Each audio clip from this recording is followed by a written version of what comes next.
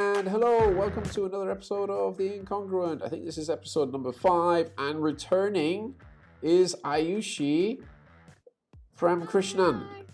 Hi. Ayushi Ramakrishnan. Yes, you got it right this time.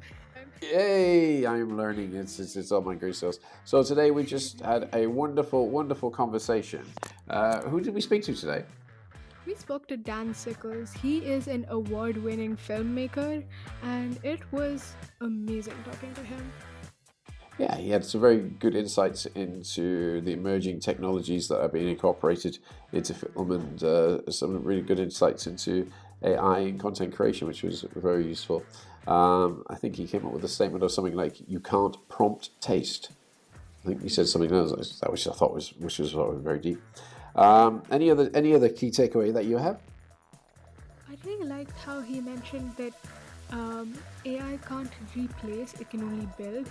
Because one thing that I know everyone's really nervous about in like the upcoming like decades and stuff is that is AI gonna steal our jobs? Well, from what I heard Dan speak about, I feel like AI won't steal, it'll just help us through the process. And he was just talking about how it helped him through the process and how much we can explore using newer technologies. Yeah, it was really good. So, without taking any more away, let's go into our wonderful interview with Dan Sickles from Depop. Here we go.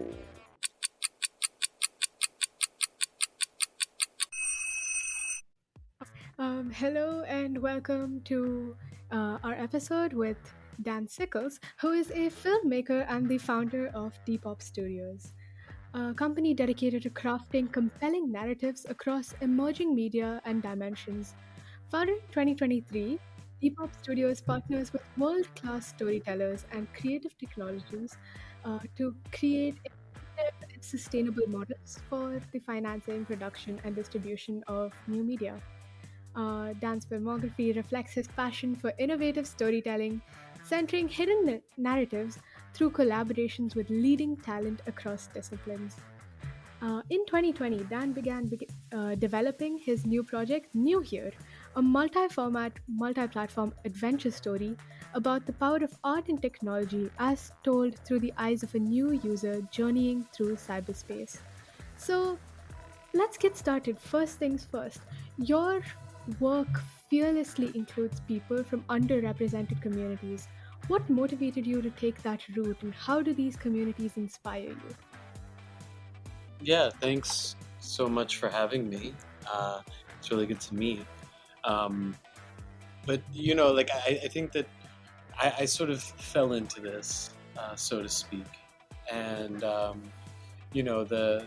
communities and the people that I feature in my work really are sort of uh, what interests me most naturally. I'd say these are communities that really tend to live on the fringes of society, and where like these really beautiful sort of temporary autonomous zones are established, where sort of new rules and new identities are invented. And that's always been a really, really interesting and fun place for me to explore both personally and in my work as a storyteller.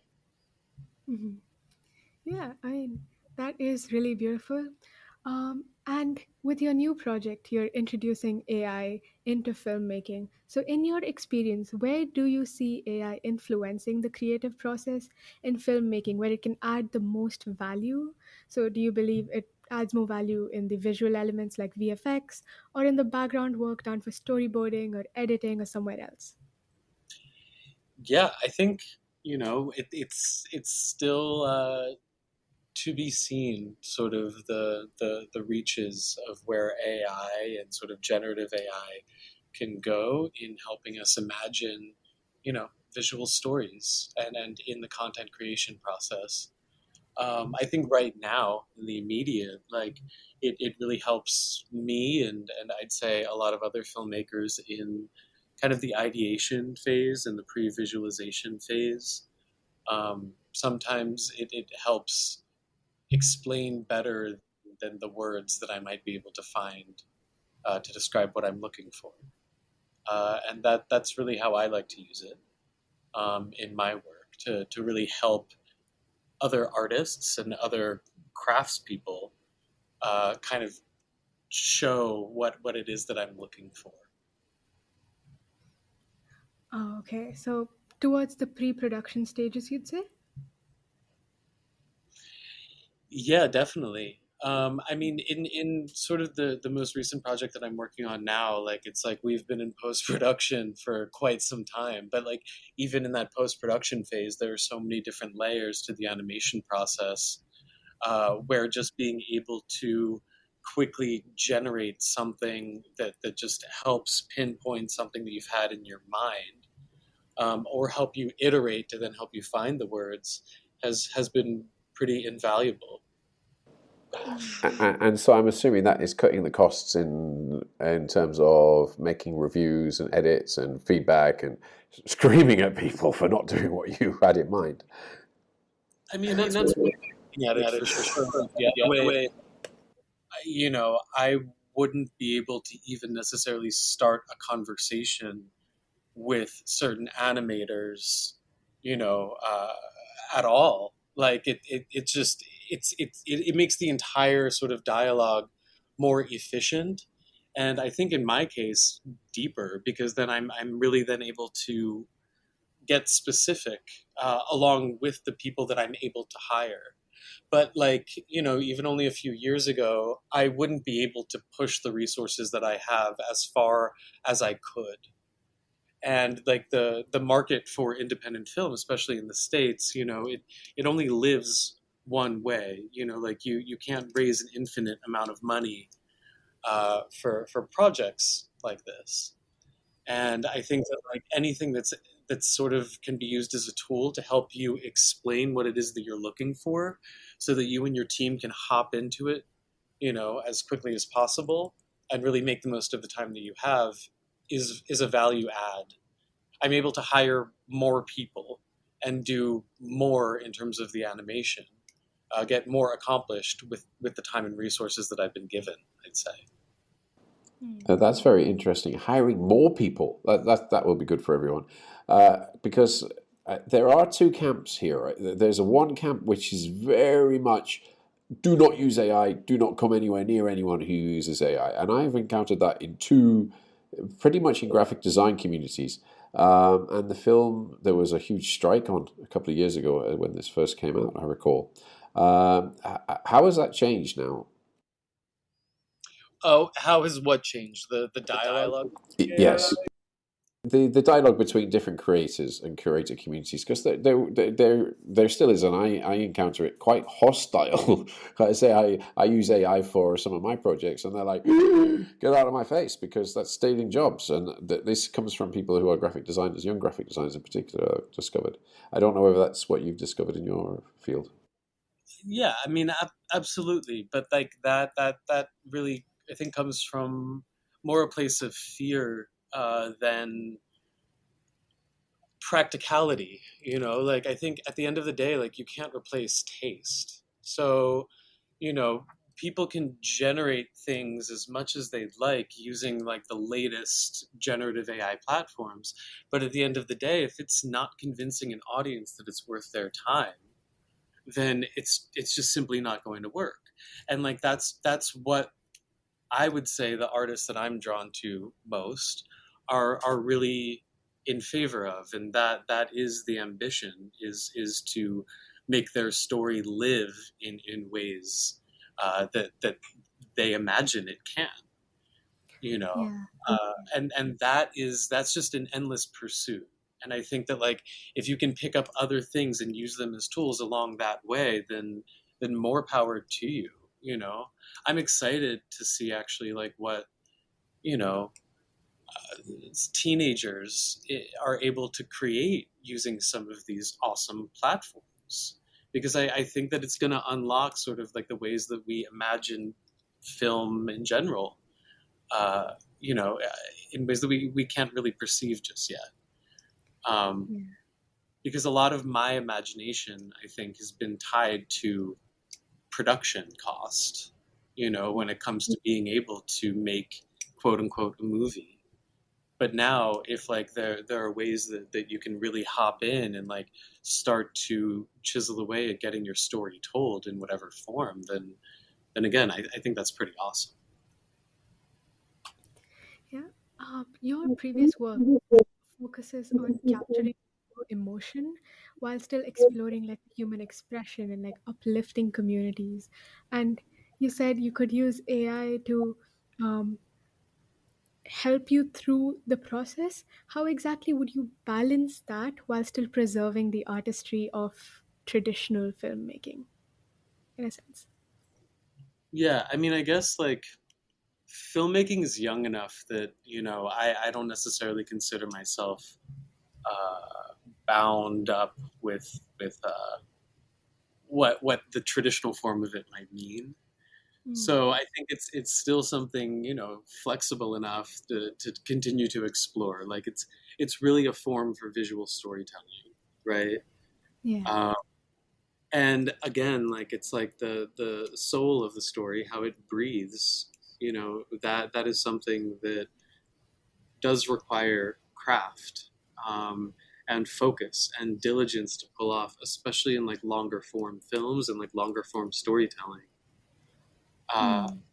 and the way that I see a lot of these sort of platforms are very much tools to aid in that process. Um, and yeah, I mean, it's still exciting for me to see like new releases from these platforms because it just gives me better ways to communicate to my team. Mm. It's, Okay. it's, that's super. In terms of communication, there's a question here we have about communication. And Netflix just created this whole platform of new guidelines that producers have to follow. And effectively, it says you have to declare which elements of your work was done with AI, which is similar to the way that we as academics would have to report it to a journal. Do you see that as adding an extra cost to the way that you do things, or is this something which is welcome? Yeah, no, I think it's absolutely welcoming, right? Like we have to start the conversation from somewhere. I think the guidelines will ultimately change as the tools change, because again, I think people want better stories. So, however they're told, I think will become a bit less relevant. In the same way that like we don't distinguish so much between like a photo that was taken from somebody's phone and a photo that was taken from somebody's Leica. If it's posted in the same medium at the end of the day, which is really more and more on the internet and through the internet, uh, then again, the story is going to matter most. Yeah. Um, I wanted to touch on your new project that's coming up. So it explores a world building kind of online space. And I saw that New Alexandria would be the heart of the New Here universe, can I say? And I wanted to know more about your vision for the world and how far you'd be, willing to explore that.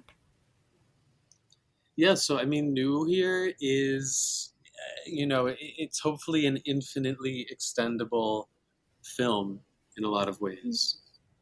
So really, what's on the site right now is kind of like a preview of different sort of features that kind of the film and the story plans to unlock uh, as the film itself rolls out, and then further into the future, right? Mhm. Um, so really, like what's on the website at newhere.xyz is kind of a preview of kind of what's to come, and a lot of pages and a lot of details will be filled in later. Um, but a lot of it centers around community. A lot of it centers around co-creation.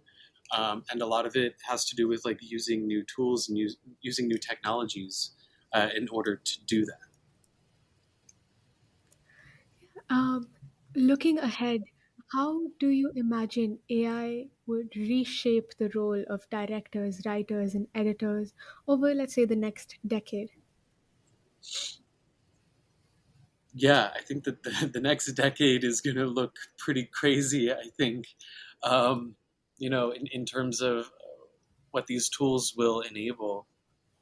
Um, but I think a lot of mediums, again, are sort of kind of folding in on themselves, and kind of becoming everything. Like, films are games, are series, are posters, are memes, and I think that like that is something that's going to speed up. So world building, I think, is going to be much more of a conversation than, say, just making a singular film, right?